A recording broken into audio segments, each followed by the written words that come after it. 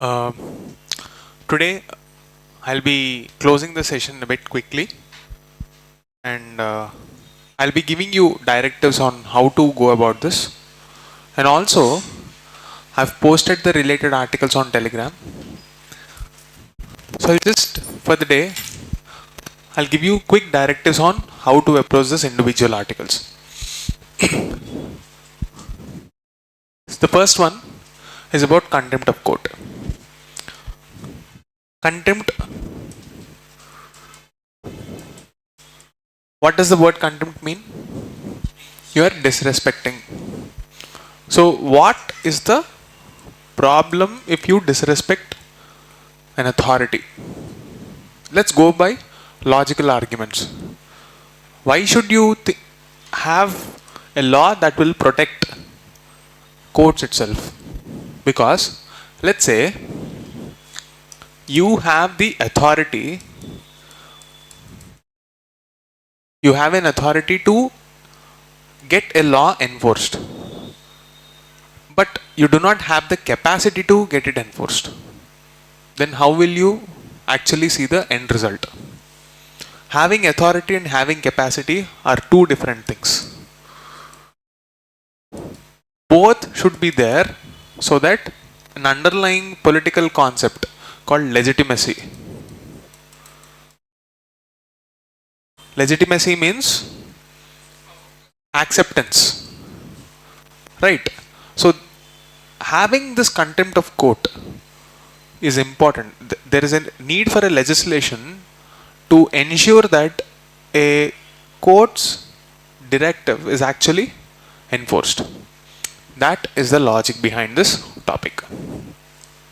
So recently there was a controversy regarding the remarks against the Chief Justice of India.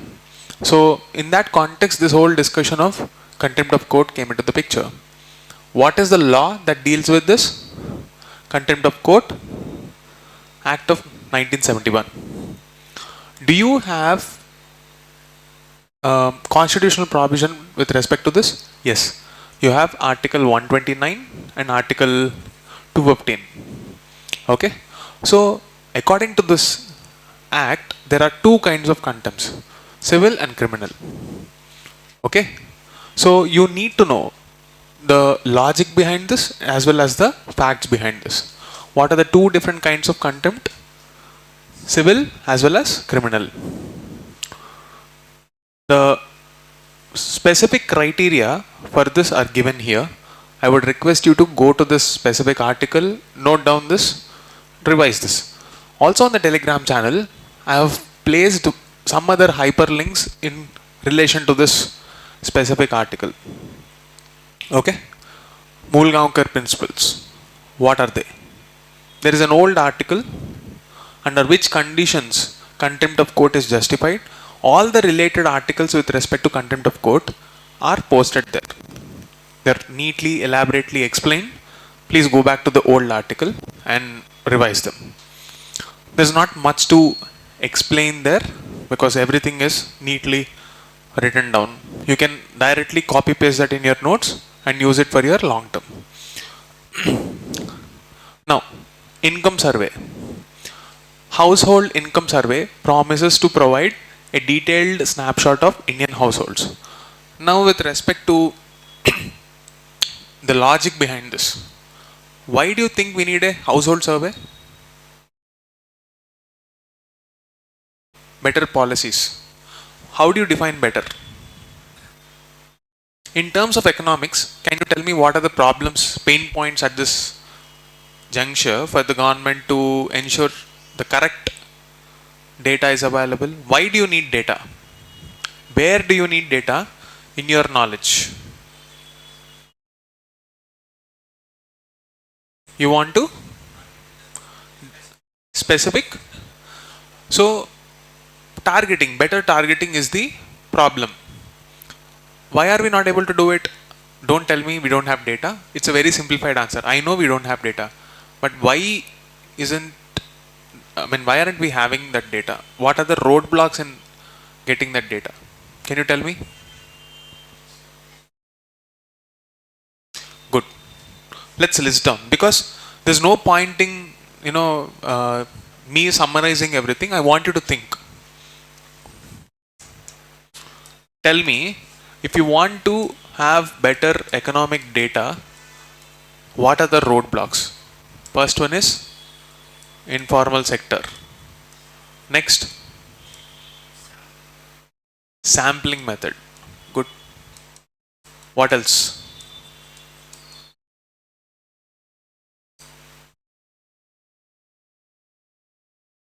Wonderful.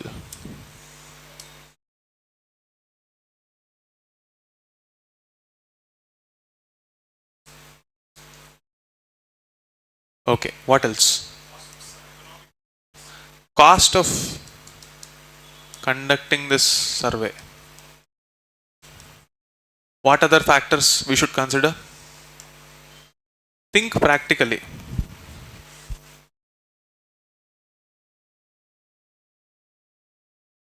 Namely, what are they? Structural problems. For example, ITR. What else? Definitional clarity of what?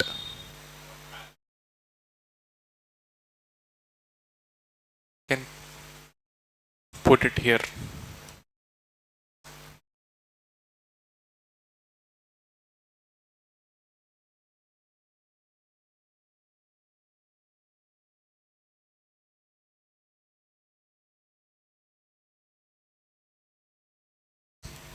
Anything else? You can say that migratory nature.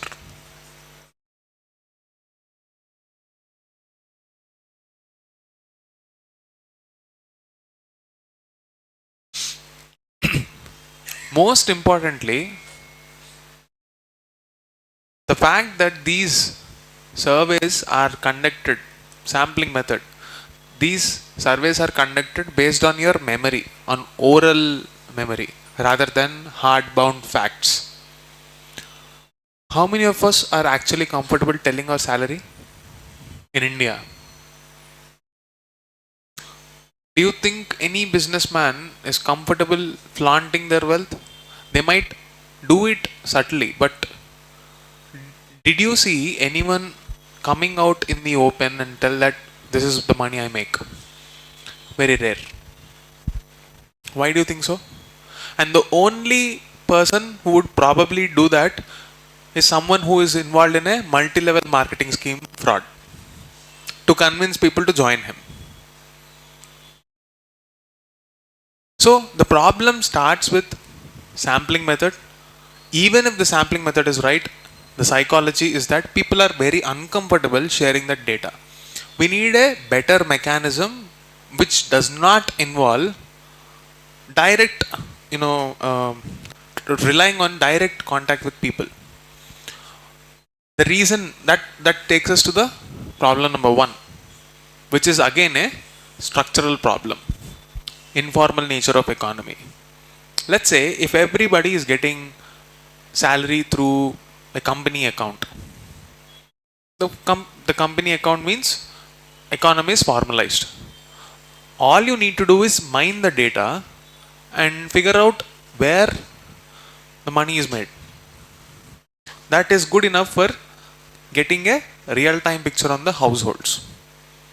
But because of the informal nature, and it's like a vicious cycle, both reinforce.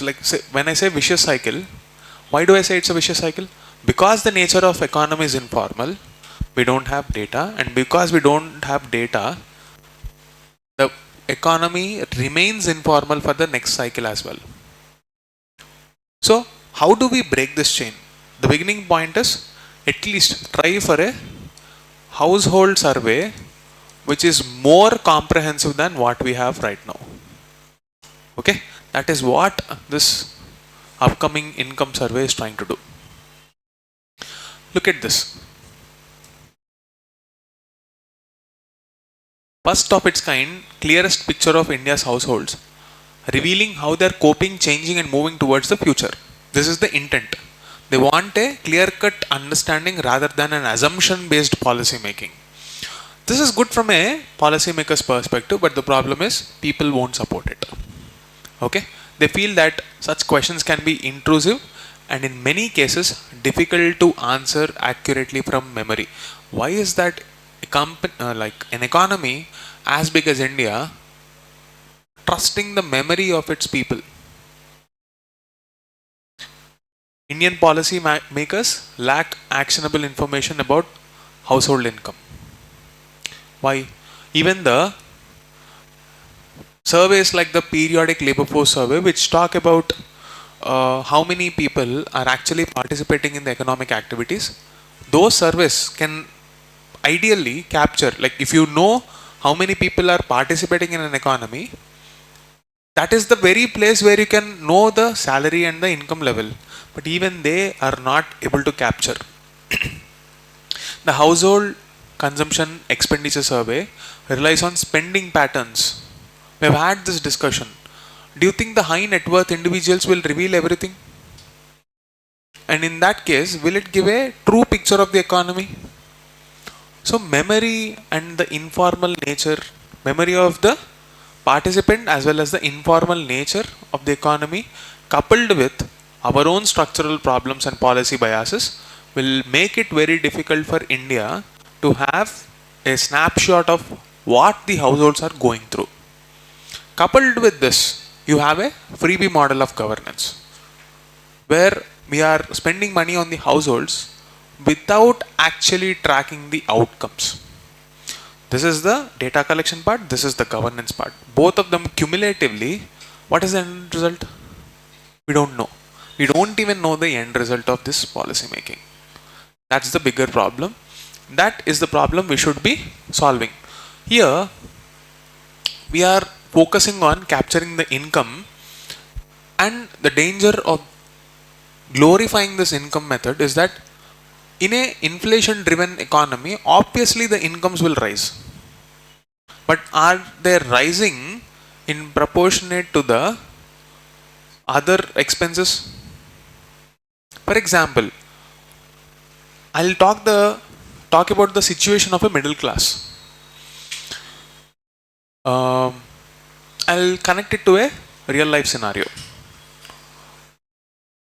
The most familiar job to most of you would be an IT job. The entry salary of an IT engineer way back in 2004 was somewhere around 3.75 lakh. Same is the case now. Do you know the inflation increase, let's say in education sector, schools? On an average, it is 12 to 14% per year. 12 to 14%. Incomes remain stagnant. Let's say the guy who got a job at that point of time, got married, will definitely have a kid and would want to give a good education to their kids. If the wage growth rate is 7 to 10% and the education inflation itself is 14 to 15%, housing inflation, how do you think the middle class will actually survive? Lower middle class, how will they survive? See, the problem of the middle class voters is that they neither have the luxury to leave their job, nor can they adjust and downgrade their lifestyle. They're forever stuck in this vicious cycle of EMIs, which is driving the Indian economy, the consumption-led economy. When you have a salary of 1 lakh, you have an EMI of 1.2 lakh. And you're running this cycle again and again.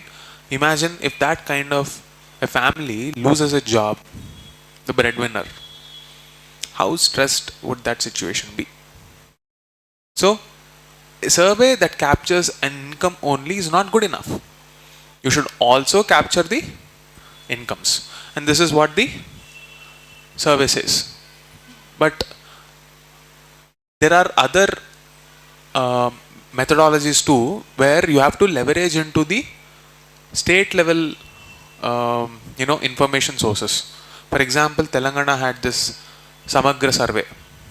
Similarly, Tamil Nadu also has Kalainar Magalir Urimai Tittam. That is one more source of getting that information.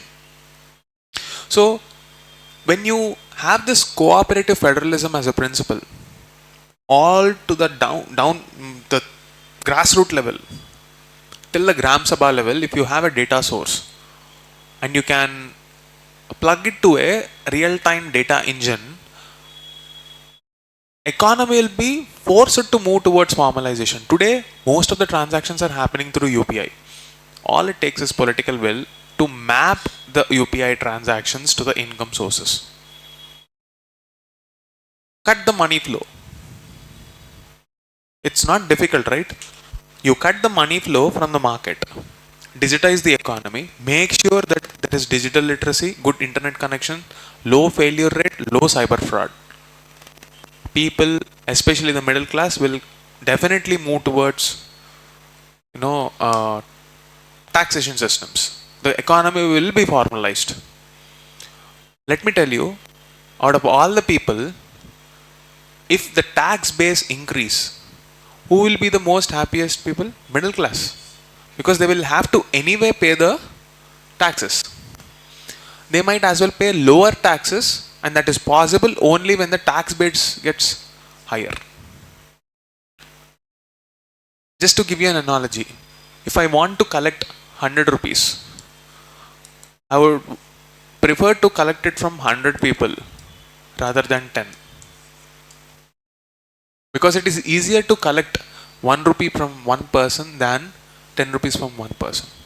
In a bid to save this 10, they might spend 4 more rupees so that they will be at least left with that 6 rupees. So it's a headache for everyone. But if it is 1 rupee, nobody will have a problem. So this is linked to widening the tax base as well. How do we spend our money? Where are we spending? Not just targeting, but also collecting. So this is a very important setup for the coming days, but it's going to be interesting to see if there is an integrity that will be exhibited through this service. It is easy to fudge this service, to manipulate the service, but it depends on the integrity of the data collectors and the governments across the country, depending on which you will have better life standards. Government panel working on new SEZ norms. I think this context was already explained. Domestic tariff area, how many of you remember? Are you aware of the domestic tariff area article that we spoke? No? Okay, I'll explain it quickly. See, this is linked to the GDP formula.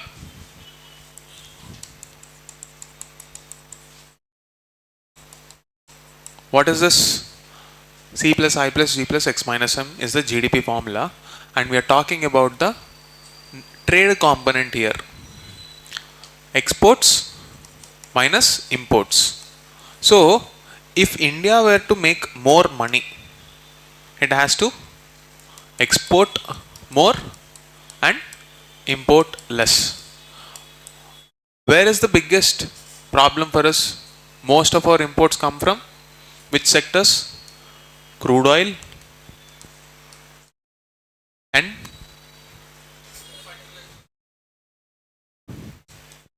mostly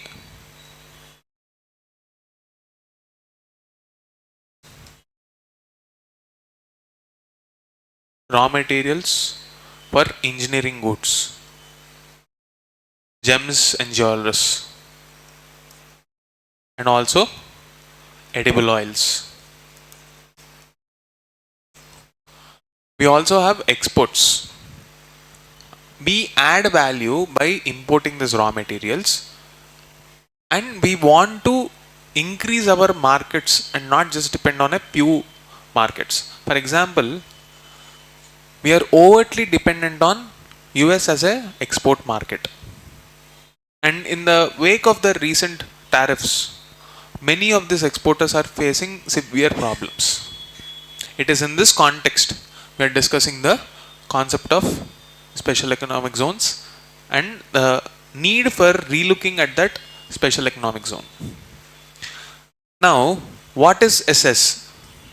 Let's say there is a area within our own country, and that area, let's say this is Hyderabad. Within Hyderabad there is a cess. How many of you know that DLF area in Gachibowli? It was at one point of time SS. So in SS, the advantage is that it will not be treated like the other areas here. These other areas are simply called domestic tariff areas, which is treated according to the Indian laws. But once you are in SS, you do not have the same kind of taxation. You will get some incentives. The land will be given at a very low cost, all with an intent to increase our exports. Okay? So, in the wake of the recent tariffs imposed by Donald Trump and his administration in the US, let's say many exporters, especially in fields like gems and jewelers in Gujarat, they are extremely suffering. So they wanted to ensure that they leverage their additional stock and push it to the domestic tariff area. Were they allowed to do this before? No. The very purpose of this special economic zone is to make them competitive enough to export, because they'll get more money. It will bring foreign exchange.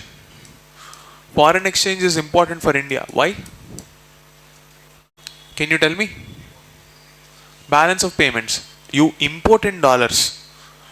For example, one barrel of oil, if it is costing 60 USD, for example, today the cost of dollar is 90. But what if it was 60? That would be possible only when you have rupee dollar matching. Like, it depends on the market dynamics. So foreign exchange is important, and with that context, special economic zones were encouraged. It has a dual impact. Not only will it increase the exports, but it will also bring us foreign exchange and give us that cushioning from the volatility associated with the markets. In the present context, the rupee is deteriorating. There are tariffs imposed from US. The stock is lying there. Inventory cost, even for storing this material, you will have to pay up for the inventory. That is also increasing. And if no action is taken, there is a danger that this industries together might be shut down. So the government is now forced to relook at the cess policy. That is, before it did not allow the units in the cess to sell to the domestic tariff area. That might be relooked. Okay. There is one more concept called reverse job work policy. Here it will allow units in the cess to perform work for the domestic market. Not just in the services, but also in manufacturing. This concept is there. The long-standing demand is also aimed at improving the efficiency of the cess units, as exporters have argued that due to the seasonality, many of the laborers and the capacity they have are underutilized. See, exports are cyclical. You will not have demand all the time. What will the cess units do with that labor? Aren't we underutilizing our capacity? They anyway have to pay salaries. They might as well use it for the domestic area. So the government is thinking that if we can somehow create a level playing field, because these guys are getting some kind of advantage in terms of taxes, etc. Now the government wants to figure out a mechanism that will not distort the existing market in favor of these guys. And when the policy comes out, we will have a look at it. Okay. See, this is an important article. Important because a direct question is not asked here. Important because you can use this in essay. two individuals, two diplomats, K.M. Panikkar and U Thant, the third, first Secretary General from the Global South, but the third overall UN Secretary General, their respective contributions in diplomacy. When you have diplomats coming from the not so privileged background, when they empathize with the problems of different nations, their approach to problem solving is quite different when you compare it with the first world countries. The contrast therein is explained beautifully in this article, and therefore I want you to read this article like a story. It's interesting. Okay? Please go back and check that. And he was, this person, U Thant, who was from Burma or Myanmar, he was not as if it's not as if he was chosen to be the Secretary General. Back then, the person who was the Secretary General died in a plane crash. So it was like a backup. But that person created a lot of impact. Okay, so go back and read that story. Usually you won't get anecdotes for your essays which are unique. So this person can actually be a very good value addition for your essay. Please go back and check that.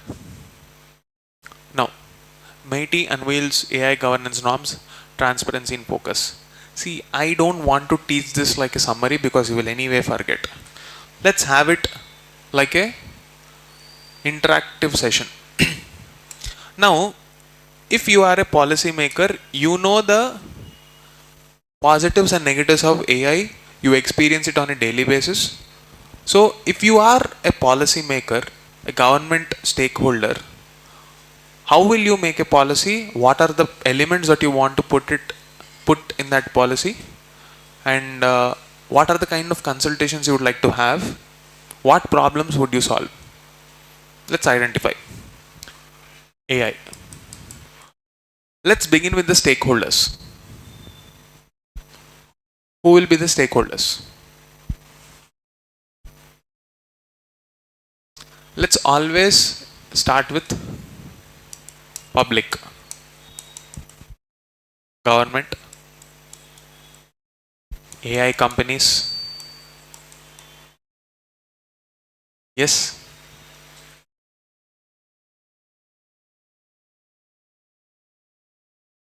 Yes.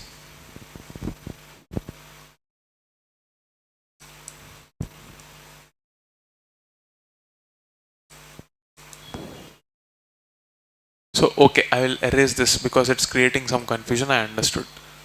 Regulatory structure, laws, skilled people,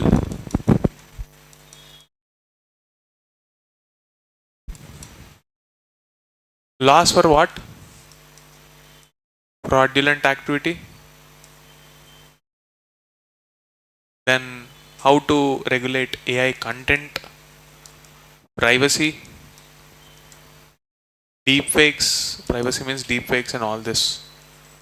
Narratives, fake narratives. And when it comes to regulation, should you encourage or discourage? Where will you have more like if you were to tilt towards one side, which side will you tilt? Experiment more or restrict more?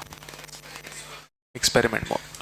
And that is called regulatory sandbox. Right. What else do you need in a policy? You need funds, functions, functionaries in governance to ensure functionality. So, where will you get money from? So, the government should contribute to the funding aspect in one way or the other. So, it would be nice to have a discussion on funding as well.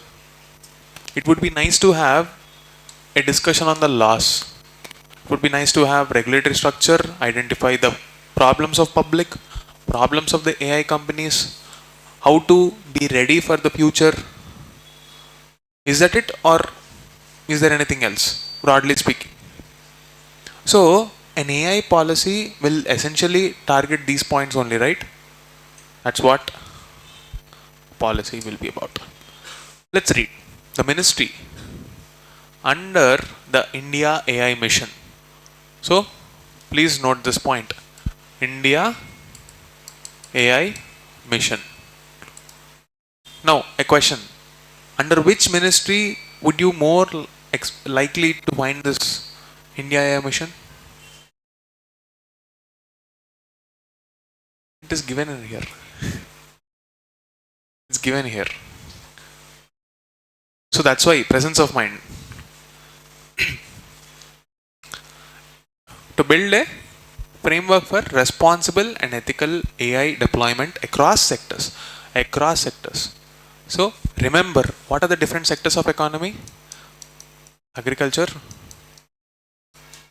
secondary sector, that is manufacturing and industries, services, or tertiary sector. The way AI is deployed in different sectors is different, and the nature of this technology is such that it can be a service in every sector. For example, if you want to use Internet of Things and put a sensor on it and put AI model on it, it will become a service. Similarly, smart manufacturing, you have AI there, that is also a service. IT services are witnessing a transformation, they are also services. So at every sector point you will have different pain points. You are not at a position to know every single pain point for the entire industry. So you allow for some mistakes to happen so that we have something called a regulatory sandbox approach. Whenever a new technology is in the market, it has both threats as well as opportunities. And the way the government should approach is through test and try one feature and move forward. Instead of trying to curb all the activities and say that we don't want to encourage because this is dangerous. That's a very pessimistic attitude towards any technology. Yes, every technology has both opportunities and threats. And it's this role of the state to focus more on the opportunities than worrying about the threats. And that attitude is displayed through a regulatory sandbox approach. Alright. So, read this. The framework proposes the creation of new oversight bodies. Regulation is done. Such as an AI Safety Institute. What will this solve? Functionaries. AI Institute. And a policy expert committee and AI governance group to coordinate standards and monitor AI risks. Again, related to the functionaries aspect only. It also suggests the development of a risk classification framework, operationalizing incident reporting systems. So when something goes wrong, along with the funds, functions and functionaries, you also have grievance redressal mechanism in any law. If something is not working, you need a customer care, right? That is true even in the case of a government. That is what we are doing here. A panel led by IIT Madras professor, 7 core principles for AI governance. You have to note this because you might get a direct question in GS4 ethics. At this same juncture, I will also give you one more area where a question can come. Asilomar principles for use of ethical AI. Please go back and check in my channel. I've posted this Asilomar principles too. Okay. See if the 7 core principles given here overlap with the Asilomar principles. Okay. So you have a regulatory structure. You have enough, information on how do we train the people. We have an expert committee which is saying that we will try to update ourselves and figure out what should be there and what should not be there for a period of time. What else do you need now? Let's see if there is funding aspect here or not. According to the committee's latest assessment, under the Information Technology Act, Bharatiya Nyaya Samhita already covers the misuse of AI tools, while the Digital Personal Data Protection Act governs the use of personal data for training AI models without consent. Now, let me ask a question. Is there a unified law for AI regulation? No. If a statement says there is a unified law which explicitly prohibits misuse of AI, is this correct or not? False. Misuse of AI is as of now dealt through multiple fragmented laws, and the policy also feels that it is not necessary at this point of time to create a parallel law because there are enough provisions within different laws to help us navigate through this situation. The committee is now advocating a techno-legal approach to AI governance, a framework that embeds legal safeguards directly into technology. Why do you think it is doing that? Automation. Why should you multiply? Why should you create a new government department for this? More people when it can be automated? Because you still need a human in the loop. You still need a person to verify if the cases are getting cleared in a time-bound manner. There needs to be legal authorities that can be facilitated, but there is no need for us to recreate a new department and increase the fiscal expenditure of the country, right? That is why techno-legal approach, because every policy should be as frugal as possible, as efficient as possible, and technology is the best bet for this frugality or efficiency. What is frugality? Spending money very wisely. Every penny counts. Okay. Automatic. See, the model aims to make regulatory compliance automatic by design, reducing the need for manual enforcement and ensuring accountability in its digital architecture. Deliberate innovation first approach. See the attitude of the government here. It's saying that we want to encourage innovation. So we are not in a license Raj era. So if there is a question in ethics which says the government should be extremely prudent and try to mitigate use of AI as much as possible because the population is not ready, your stand should be quite the contrary, because that's what the government is also saying. We want to have a deliberate, innovative first approach in our policy. That's why we are encouraging innovation and not looking at AI with an attitude of suspicion. We are looking at it as an opportunity for growth. Regulation isn't the priority today, but if the need arises, the government will not hesitate to act. What does it indicate? The attitude of the government. So, a human-centric development ensuring AI technologies benefit society while addressing the potential harms. Conclusion. Why did I not explain this like any other article? Because every policy is the same. The approach is the same. How do you design a policy? We want money, we want to have a clarity on the subject and the problems.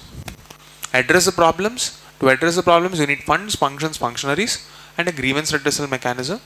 You are sorted.